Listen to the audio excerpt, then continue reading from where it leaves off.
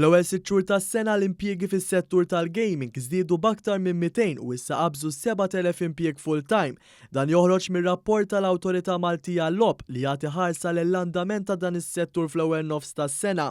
Ir-rapport tal-Awtorità juri wkoll li aktar minn 6,000 ruħ jaħdmu fis-settur tal-gaming online li filwaqt li 869 jaħdmu fis-settur lokali. B'reazzjoni għal dawn ir-riżultati sbieħ, is-Segretarju Parlamentari għall-Ekonomija Diġitali Joħroġ għal fl-ewwel sitt xhur tas-sena dan is-settur iġġenera 780 miljun euro f'termini ta' valur miżjuda gross fl-ekonomija Maltija. Dan ifisser li s-settur tal-logħob huwa llum responsabbli għal 14% tal-ekonomija Maltija u attribwixxa din iż-żieda għal bosta miżuri u inizjattivi li ttieħdu fl-aħħar snin. L-industrija tal-gaming illum il-ġurnata da kważi mal-14%. Jiġifieri din huwa persentaġġ kbir, però aħna rridu naraw li mhux sempliċement nitfgħu nistgħu ngħidu hekk kollox f'basket wieħed, rridu nkomplu niddiversifikaw. Ir-rapport tal-Awtorità juri wkoll l-Awtorità kellha tħut 40 miljun euro li tħallsu f'taxxi fil-Kaxxa ta' Malta.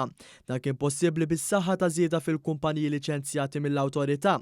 Fil-fatt sal-aħħar ta' Ġunju il-kumpaniji tal-gaming b'liċenzja kienu jgħoddu l-283. Dan filwaqt li fl-istess perjodu 29 kumpanija minn 50 ingħatatilhom il-liċenzja. Il-Segretarju Parlamentari x'Kembri qal li l-fatt li 22 kumpanija ma ngħatatilhomx il-liċenzja turi s-serjetà u proċess ta' verifika serju li qed isir fil-proċess ta' liċenzjar ta' dawn il-kumpaniji. Għalli dan waslu wara inizjattivi u tibdil kbir fosthom fil-liġi tal-gaming. L-ewwel raġuni prinċipali huwa minħabba l-fatt li aħna daħħalna liġi ġdida sa din is-sena fejn hemmhekk biddilna il-liġi kollha s-sena hekk ta' din l-industrija, però wkoll l-fatt li aħna konna innovattivi u daħħalna wkoll tista' jisu branches ġodda tal din l-industrija. Fosthom fejn tidħol eżempju s-settur tal-blockchain u cryptocurrencies.